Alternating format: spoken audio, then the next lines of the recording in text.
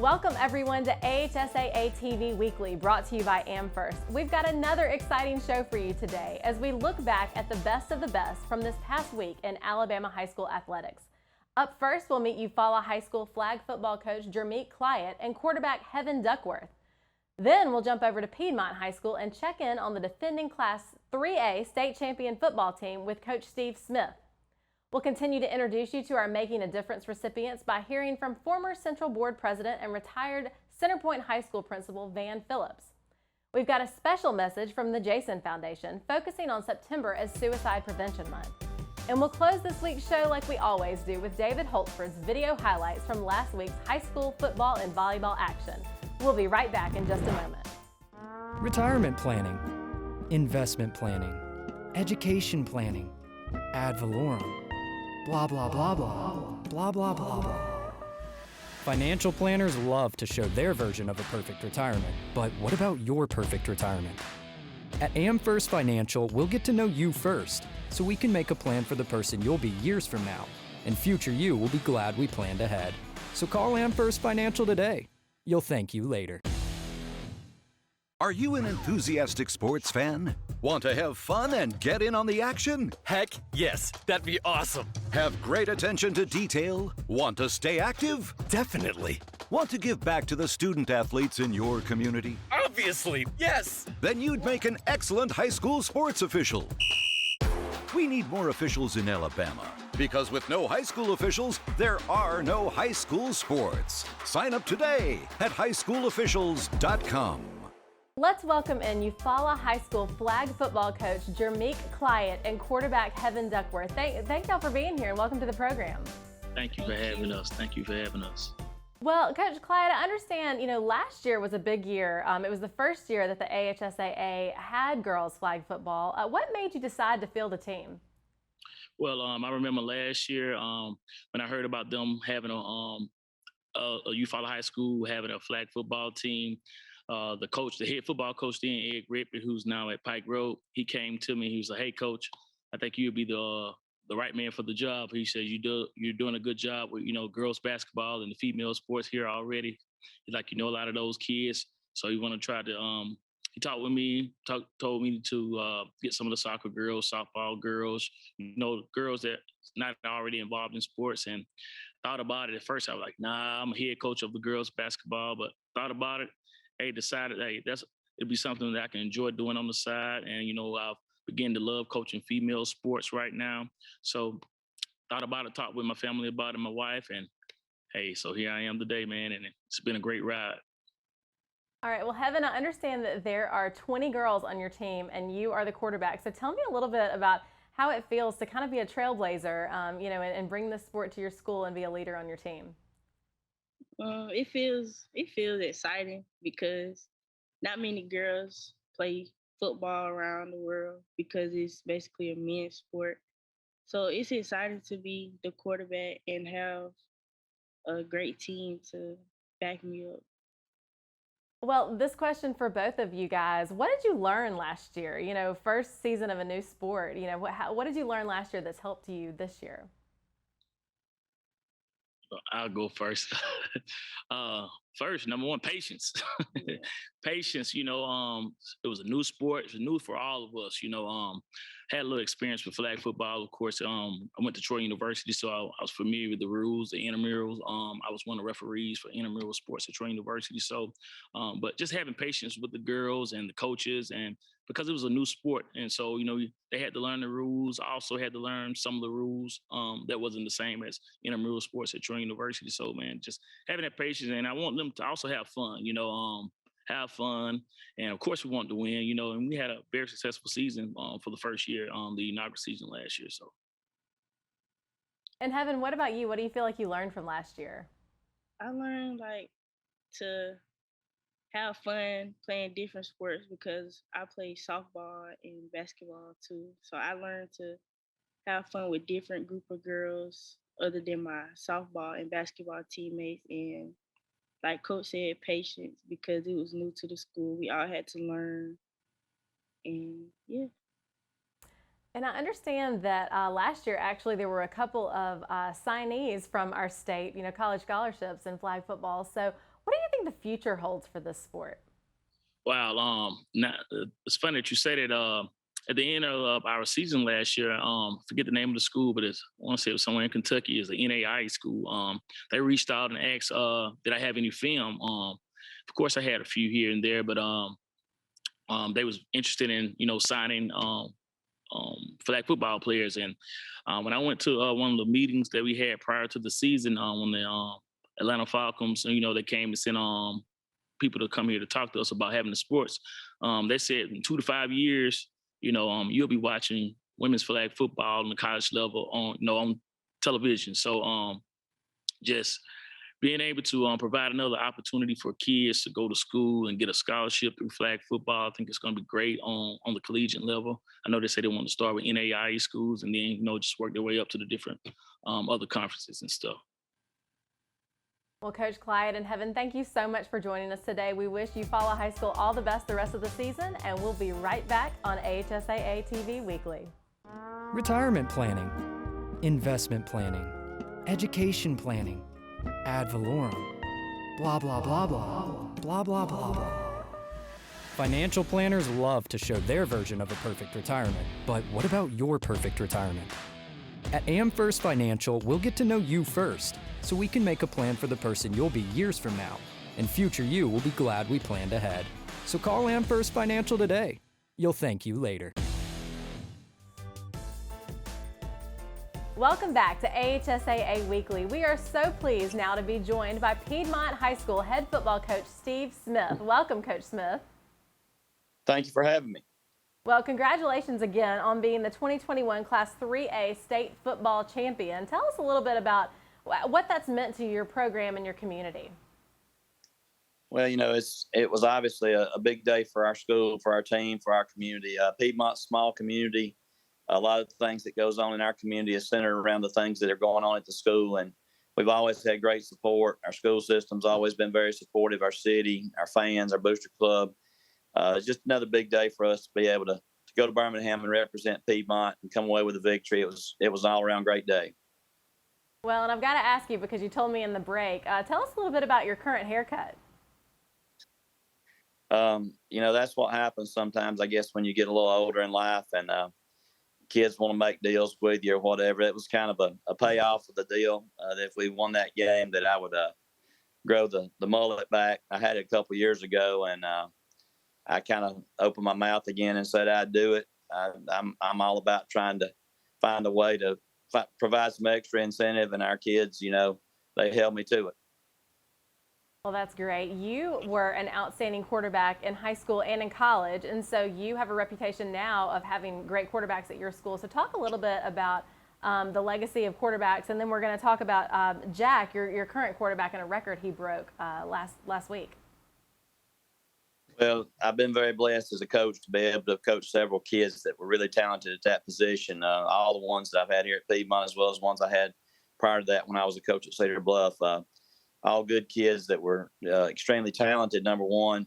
One thing you said wrong, I wouldn't consider myself in their level. I was not great compared to the people that I've been able to coach. But, I take great pride in trying to develop leaders at that position. And a lot of times it's natural leaders that kind of just evolve.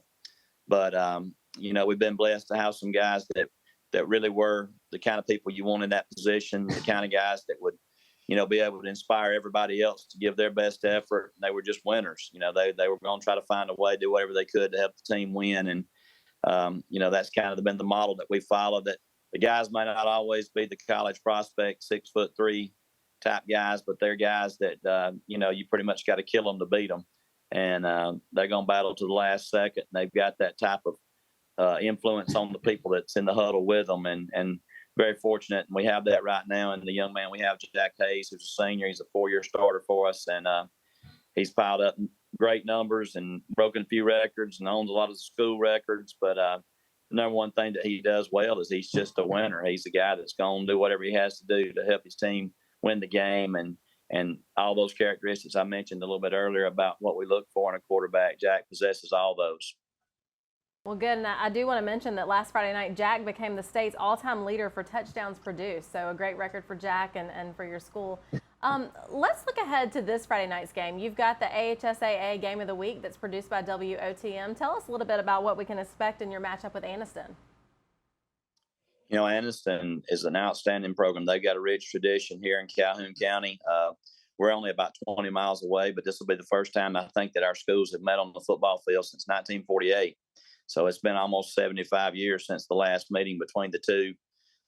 They won a couple state championships in the past at the highest classification. Tons of players that have played at Anniston played major college ball. Several played in the NFL. This year is no exception. They're extremely talented. Coach White has done an outstanding job with those guys.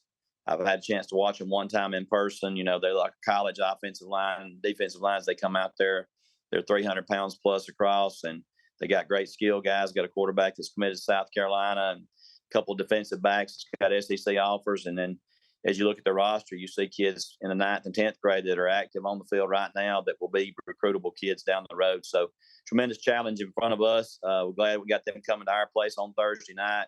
We know that there's not many games around, so there should be a lot of people here, and I think it'll be an outstanding game between two outstanding football teams. Well, fantastic. We look forward to watching it on the AHSAA Game of the Week, and we wish you all the best. See all those blue states behind you. Hope you can add a few more of those to your collection very soon, but thank you for being here with us this week. Thank you for having us, and thank you guys for televising the game, and we're looking forward to it. It is such an honor to continue to introduce you to our Making a Difference recipients each week. This week, we continue our introductions with Class 5A's Van Phillips. Van is a former Central Board Chairman and the retired principal of Centerpoint High School. I got started in this journey that I'm on right now because of the influence of teachers and coaches as I matriculated through the Birmingham City Schools. I'm a 1978 graduate of Phillips High School, and my high school coaches, my high school principal, Dr. Billy T. Marsh, had a profound impact upon my life. And it was because of what they did, how they poured into my life when I was at Phillips High School, that has helped me to become the man that I am today. My career choices were somewhat different than they are now. I was recruited to play football at Kentucky State University, and I was told that they had a pre-law program at Kentucky State University. Well, I got to Kentucky State University, and that pre-law program had not started. So I had always had an interest in coaching and teaching because I did it a lot at my daddy's church. So that initial shock when I found out they did not have the pre-law degree program that I had anticipated in, I chose the field of education. And man, am I so glad that I did. My life has never been the same. You know, I was offered superintendent jobs the last 20 years, a couple, 3 or 4 occasions to become superintendent. But I loved what I was doing as a principal. And I felt the principalship role was the role that God had designed and destined me to be. Not necessarily a superintendent. I had the opportunity to be superintendent several times, but it was that personal day-to-day contact with children that I felt what God wanted me to do. I really felt the pull when I stopped being a coach at Fairfield High School when I first moved into administration at the young age of 27 years old. I really felt, and I still have connections right now with those students where I was their head coach and I was the sponsor of the Fellowship of Christian Athletes. I still see those young people right now. Almost somebody calls me on a daily basis about the influence that I had on their life, but I think they had a bigger influence on my life because as I was forming who I was going to become as an educator, it was because of the work that I was able to do with those children at Fairfield High School that made me who I am. And then to move, and one of the things about it, Ron, I've been a part of the Alabama High School Athletic Association since I was about 12, 13 years old. My children participated in the Alabama High School Athletic Association championship programs, both my son and my daughter. My son played football and 2 other sports at Shays Valley. My daughter played basketball, and of course, she got a claim to fame running track in the state of Alabama. And I wanted my children to share some of the same experiences I had as I was growing up. So just to be a part of the realm of education, to work with children and work with parents and work with communities, it has been life-changing for me. I know that what I have done, as I look back on it, I wasn't doing anything for fame or fortune. I was just trying to make a difference in the lives of boys and girls on a daily basis, and it's sort of just morphed into what it has become. I couldn't have written this strip that has happened in my life, and I just thank God for all the parents in the Fairfield community, in the Minor community, in the Center Point community, in the Harrytown community where I have served. I just thank the parents for just tolerating me for the time that I was in their communities. My philosophy as it relates to the world of education and athletics is somewhat simple. Be who you are and be true to who you are. And when you're able to be true to who you are and you're able to speak to that and people see that every day, then people are more inclined to follow your directions. And I believe one of the things that has helped me as I have progressed through, local, state, regional, and then national organization, it has been because of that very simple belief. Let your mind be where your feet are. And it's just some simple little things like that, that people know that you're really interested in what they have to say and what input they want to make in the organization.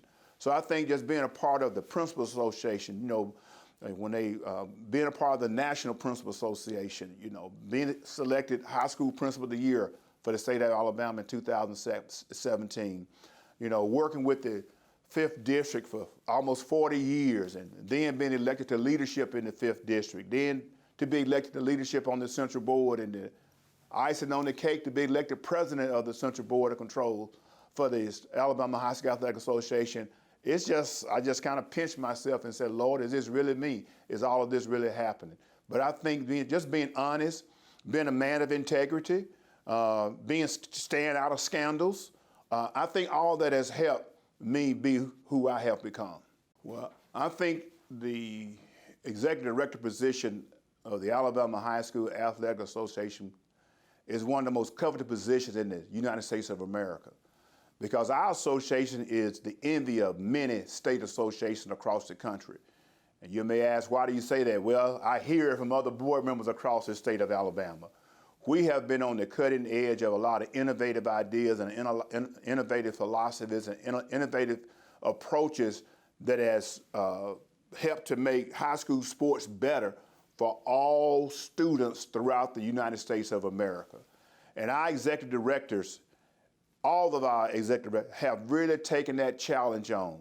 But specifically, Steve Savarese, the hard work that he put into that association, all the innovative ideas, the competitive balance. You can just go on and on. The pitch count for softball, baseball, pitch count for baseball that we have now, that's a national model. Our revenue sharing program, it's a national model right now. And to be on the board and then to be selected president of the Central Board of Control, when we were going through that transition, it was almost a biblical scripture came to my mind that for such a time as this, God has us where we are. And I believe that was such the case 2 years ago when Mr. Savarese announced his retirement, and I was the head of the search committee because of my position as the president of the board. And we hired Alvin Briggs to replace, not replace, but to follow Mr. Steve Savarese, and that was the best decision the Board of Control could have made. Alvin had been right there with Mr. Briggs for a number of years. Mr. Briggs had been right there with Coach Savarese for a number of years. Every meeting that Mr. Savarese went to, Alvin was right there. So he was soaking up all the information.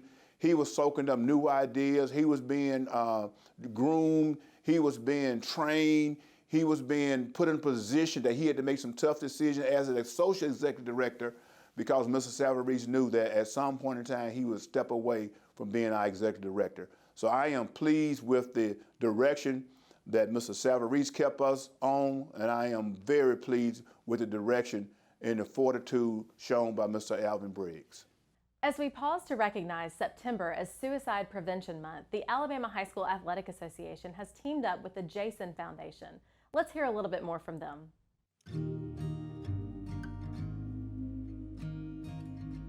Hello, I'm Clark Flatt, president of the Jason Foundation. The Jason Foundation's mission is education and awareness about the silent epidemic of youth and young adult suicide.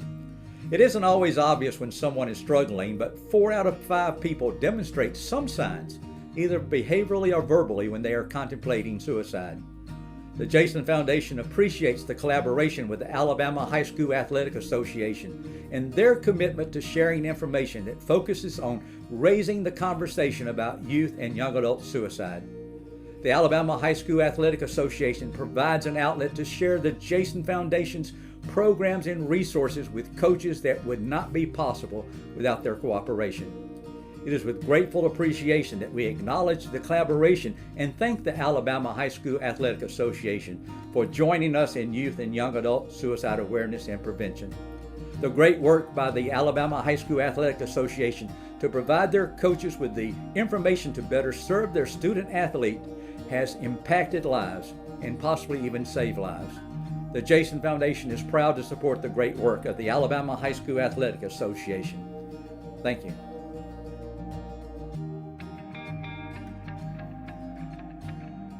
The perfect checking account doesn't exist. Not at a bank, that is.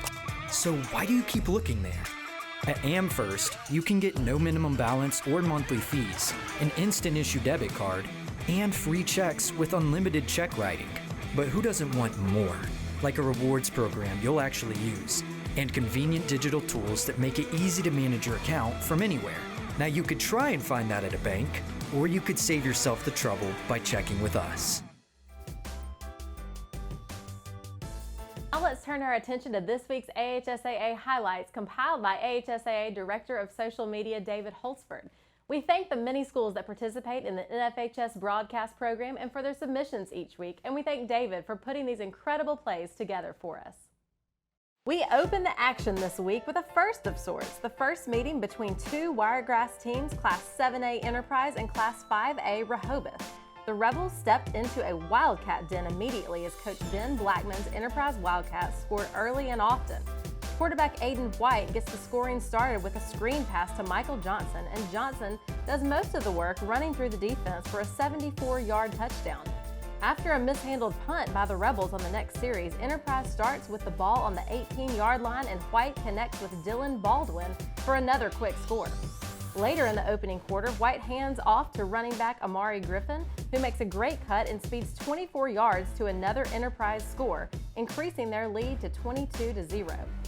The Wildcats win this one big, 50-6. We head north to Madison County for a key Class 7A Region 4 battle between Bob Jones High School and Huntsville High School in a game that started with a bang and went down to the very end.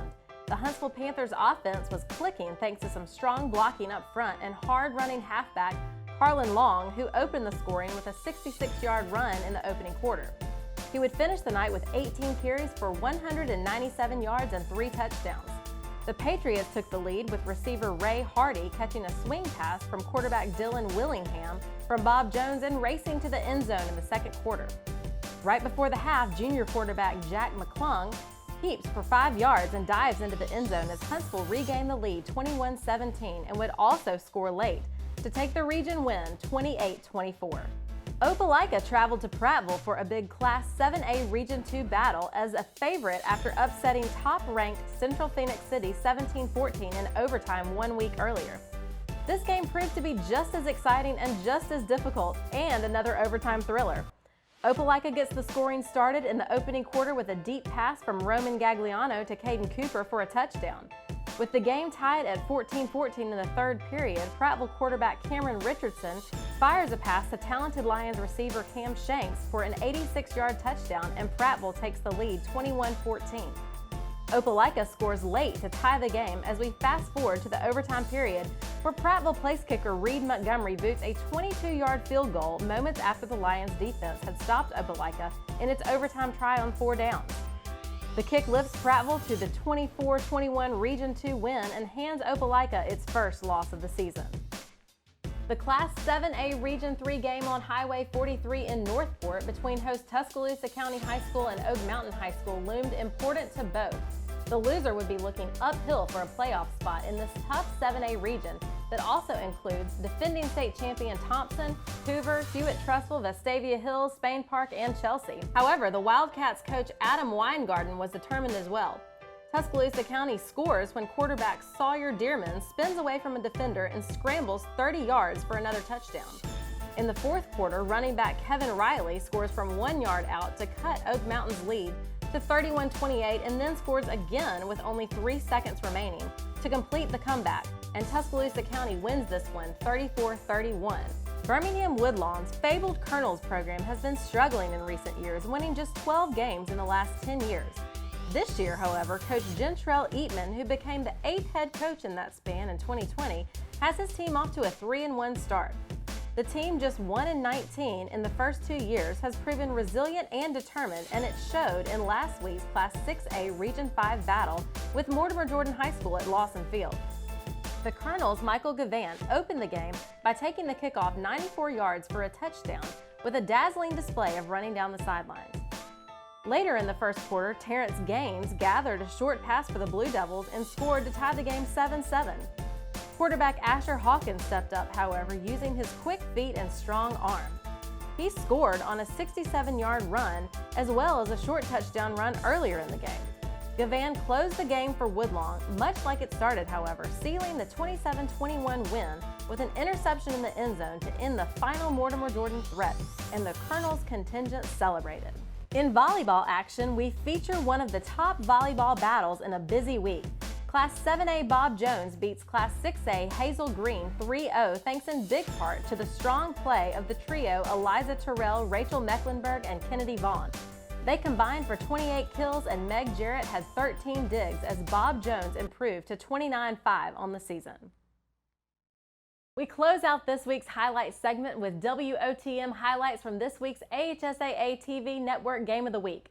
Let's take a look at some of the highlights, Coach. We begin in the first half. This is kind of the rough start for Lee. It started with the safety as the snap went right past the quarterback, and Auburn jumped up top 2-0. And then here is Williams, who had a pretty good game, even though he fumbled here.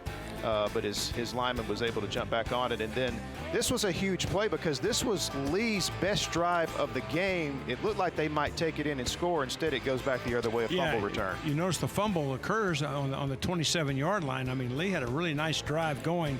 Of course, Auburn, we saw against Hoover earlier in the year, has a great pass rush. Take advantage of it then, and then just that great blocking up front, and Williams will do the rest of it. If you watch the left of the screen here, you can see 1-2 knockdowns right there as Williams goes in for another score.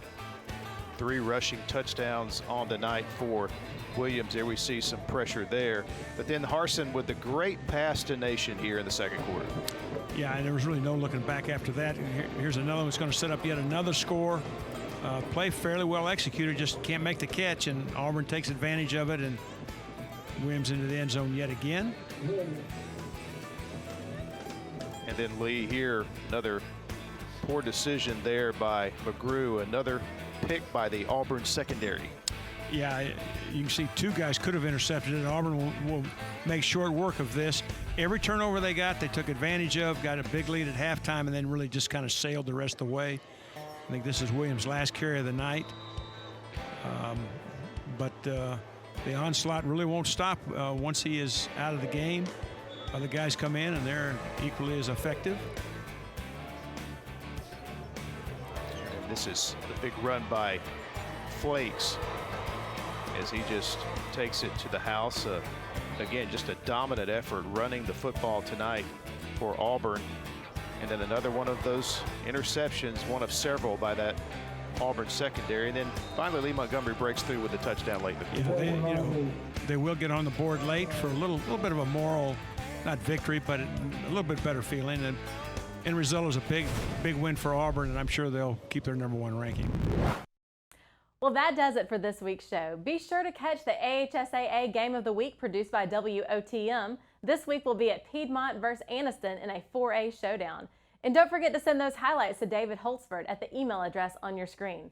Thanks again for watching, and we'll see you right back here next week with more Alabama high school sports action.